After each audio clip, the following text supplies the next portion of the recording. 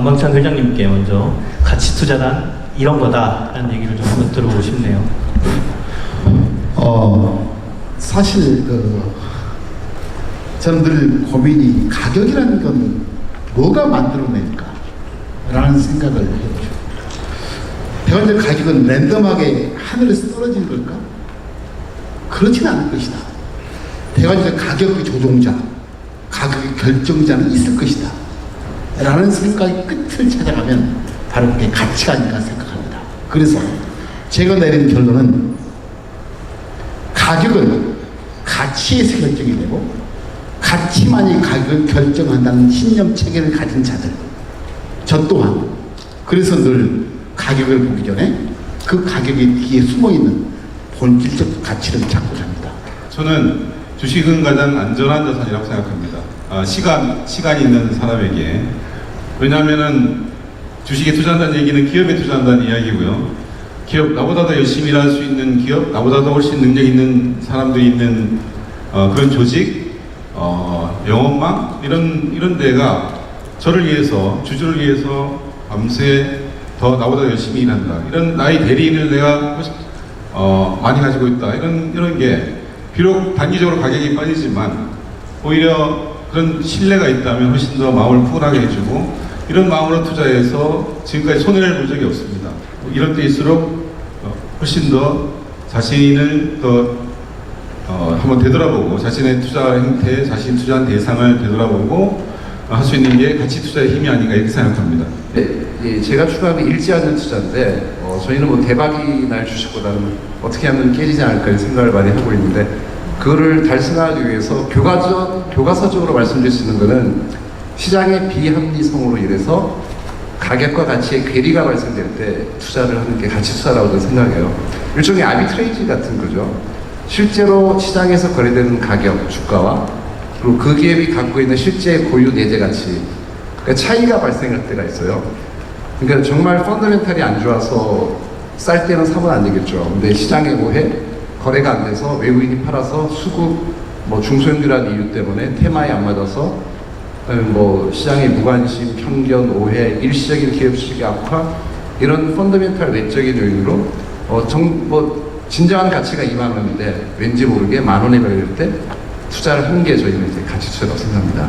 만약에 남북관계 개선이 돼서 철도, 도로, 가스, 전력 이게 연결이 되면 저는 실질적인 한국 70년 동안 섬나라였었는데 우리나라 섬나라였었는데 대륙으로 연결되는 엄청난 획기적인 일이 일어나기 때문에 그 효과는 지금 우리가 측정할 수가 없을 것이다 이런 판단을 하고 있고요.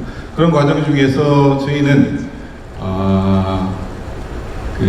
충분히 수혜받을 수 있는 업종 중심으로 계속 투자를 하고 있고요. 저희 통일펀드뿐만이 아니고 저희 회사 포트폴리오에는 그런 종목이 지금도 많이 들어 있습니다. 소비시장 역할과 그리고 산업 기반 시설 역할에서 좀 더 예측가능하고 좀 더 중요한 임팩이 있지 않겠느냐. 많이들 사실 건설, 자원을 하는데 저는 그 부분은 정치적 역할 같아요. 누구를 A기업 주지 않을 수도 있고 또 준다 하더라도 이 마진을 국가 간에 협의할 수도 있고 그래서 저는 만약에 투자를 하신다면 저는 그 인프라, 특히 에너지 관련 쪽, 에너지 설비 쪽이죠. 그리고 소비재 쪽 산업이 좀 더 낫지 않겠는 생각을 해봅니다. 글로벌 자본들이 들어올 거고요. 그러면 예를 들면 일본이랑 수결하면 일본도 이제 뭔가 얻은 일을 할 거고 예를 들면 AIIB 같은 자금이 들어오면 중국이 주도하지 않습니까? 그러면 철도는 우리가 할게 중국이 이렇게 나오면 정말 황당한 일이 벌어질 수가 있고 또 우리가 예측 가능한 수혜받은 산업 같은 경우는 다 공기업이잖아요. 전력, 가스. 근데 공기업이 돈을 벌까 이런 의문도 있고 그래서 거의 국내 기업이 할 수밖에 없는데 국내에 좀 독과점적인 기업이라든지 대표 기업 이런 쪽은 수혜를 받을 것 같은데 그쪽이 어느 쪽인지 많은 연구 분석이 필요할 것 같아서 저희는 지금 공부를 하고 있는 단계고요.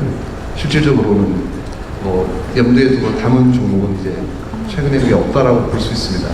연구를 많이 해야 될 것 같은데 어쨌든 무조건 긍정적이고요. 좋은 일이고 어쨌든 우리가 저성장의 늪에서 탈출할 수 있는 유일한 탈출구라고 생각해요. 사실 시장에서 가장 위험한 것은 불확실성이죠. 불확실성.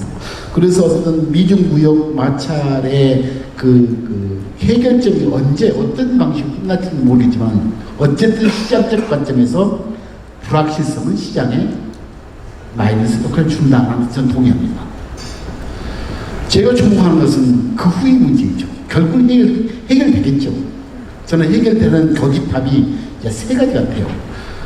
하나는 사실 그 중국의 수요를 올리는 방식, 그게 미중 무역 적자를 해소하는 측면에서 그러면 사실 그 속에서 오히려 최근의 미중 무역 마찰이 그런 방식으로 풀린다면 저희한테는 중국 소비계에 더 좋은 기회를 빨리 만들어낼 수 있다는 생각을 해보고요.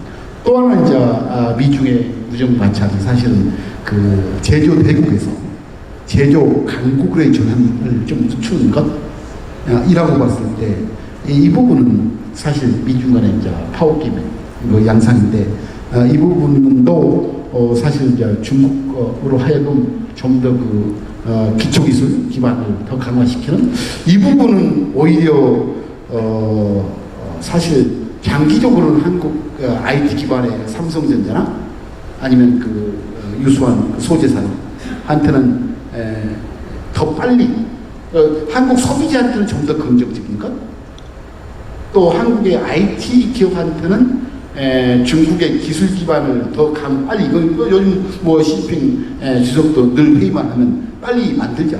이게 말이 되느냐? 중국 그 2대 통신 사업자인 중심텔레콤이 미국의 그 뭐죠? 퀄컴이라든가 반도체 중단하니까 공장이 셧다운될 정도 이게 나라냐?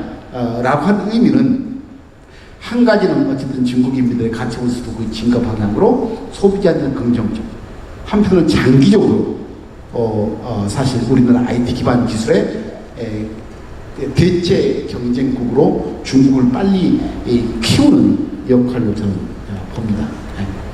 마치 남북관계처럼 비슷하게 되지 않을까 하는 생각도 있습니다. 왜냐하면 저는 2월달에 전쟁위기까지 했었다가 불과 4개월 만에 갑자기 또 통일분위기로 갔다가 이렇게 바뀌었는데 결국은 누구의 판단에 따라서 엄청난 리스크가 엄청난 또 좋은 방향으로 해결될 수 있는 이런 가능성이 있다고 보는데 물론 근본적인 이유는 결국은 중국이 너무 커졌기 때문이죠. 지금 거의 GDP 수준으로 보면 미국의 70%까지 올라왔습니다. 그 과정이 미국의 IT 기술과 시적 재산권을 마음대로 쓰면서 가격 경쟁력을 가지고 올라왔다는 것에 대한 지금 견제인 거죠.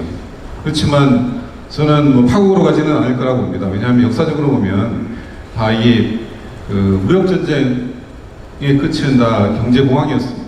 파국으로 끝난 적이 많았기 때문에 아마 필요에 의해서 타협할 가능성이 있기 때문에 저는 큰 리스크라고는 생각하지 않고요. 특히 어찌 보면 저는 자산운용을 하는 사람으로서 주가가 매일 줄줄줄 이렇게 빠지는데 무역 분쟁이라고 핑계를 댈 수 있을 때가 좋은 때가 아닌가.